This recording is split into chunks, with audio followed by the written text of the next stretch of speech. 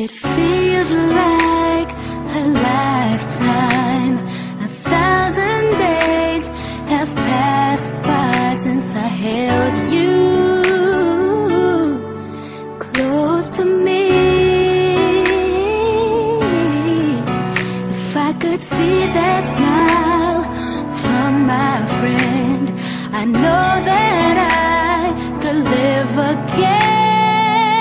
I need you here with me. Heaven knows what to say, even though for right now you're so far away. I hope and I pray somewhere in your heart I'll always stay. Boy, lately my sun doesn't shine without you. Never noticed what it feels like to be without you. Feels like I took my last step and my last breath in my life, ending. Had to say just what I was feeling, boy, 'cause my sun doesn't shine without you.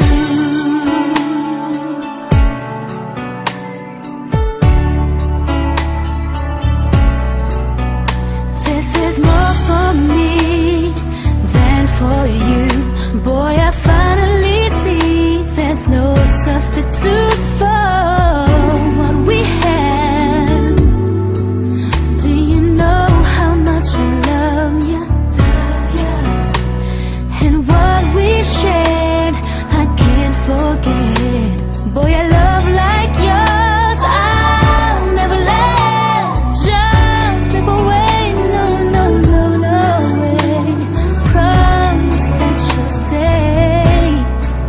Heaven knows what to say, even though for right now you're so far away.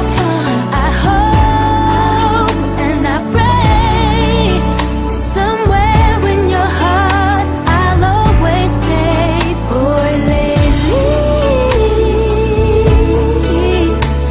my sun doesn't shine without you. Never noticed what it feels like to be without you. Feels like I took my last step and my last breath in my life, ending. Had to say just what I was feeling, boy, 'cause my sun doesn't shine without you. Have you ever seen a flower that Tayo. never bloomed? Kain tayo sa labas. Mall kaya tayo ngayon. Tara, gusto ko mag-ice cream.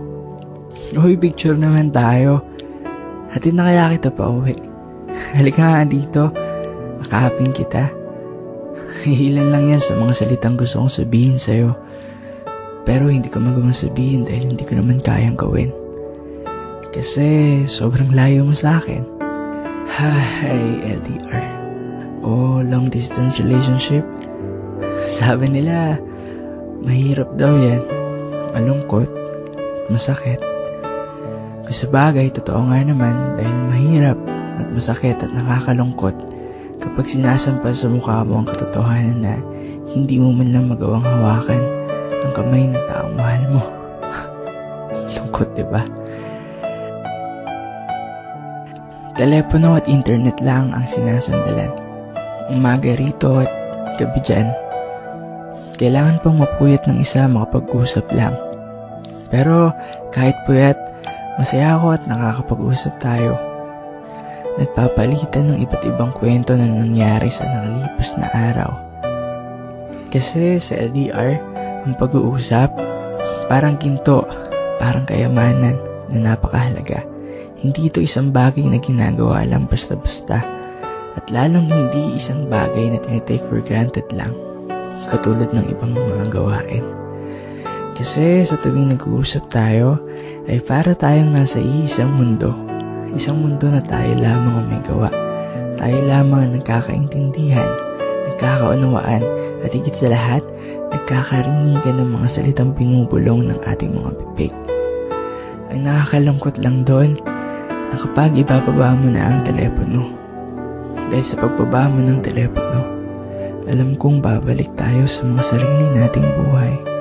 At babalik na naman tayo sa mundong parang walang ikaw at walang ako. Parang walang tayo dahil tayo ay magkalayo. Yung mga oras na laging bukang bibig ang mga salitang, kung malapit lang sana ako, kung nandito ka lang sana, kung magkasama lang sana tayo, eh di sana magawa natin yung mga bagay na gusto natin magawa ng magkasama. Alam mo, naiingit ako sa mga tao nagkakaroon ng chance ang makasama ka. Buti pa sila kahit anong oras maaari ka nilang puntahan, kausapin, at yakakin pumunta kung saan-saan. Samantalang ako, tuwing ipipikit ko lang ang aking mga mata, tsaka lang ako magkakaroon ng chance ang makasama ka. Sa sobrang lungkot, minsan, mas gusto ko na lang manatili sa panaginip. Dahil sa panaginip, masaya ang mga pangyayari. Sa panaginip ko, hawak ko ang kamay ng taong mahal ko. Naglalakad ng masaya at walang pangamba. Tininan ng mata sa mata. Palitan ng mga masasayang salita sa isa't isa. Walang distansyang bumubukod. Pisikal na presensya hindi na problema. Damang-dama ko ang pagmamahal mo. Pero hindi ako pwedeng manatili sa panaginip. Hindi ako pwedeng maging duwag. Kailangan ko maging matibay, hindi lang para sa akin, kundi para rin sa'yo. Para rin sa atin. Tulad ko, alam kong nahihirapan at nalulungkot ka na din. Kung namimiss kita, alam kong namimiss mo na rin ako. Nasasaktan at napapagod ka na din.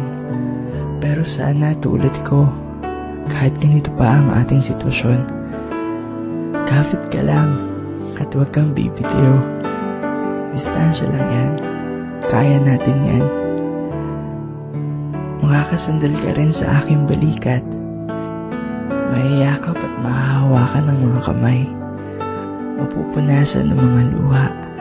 At mahalikan ka rin sa noo, sa pisngi at sa labi.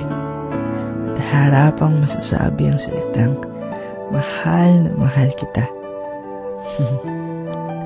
Sa mga taong nasa ganitong sitwasyon, tiyaga lang at tiwala sa isa't isa. At maging masaya kayo dahil kung nagawa niyo ang pangalagahan at mahalin ng isa't isa kahit kayo ay malayo, eh paano pa kaya pag nagkasama na kayo? Mas magiging matibay kayo at mas mamahalin niyo pa ang isa't isa. Kaya tiyaga lang kayo. Kaya niyo yan.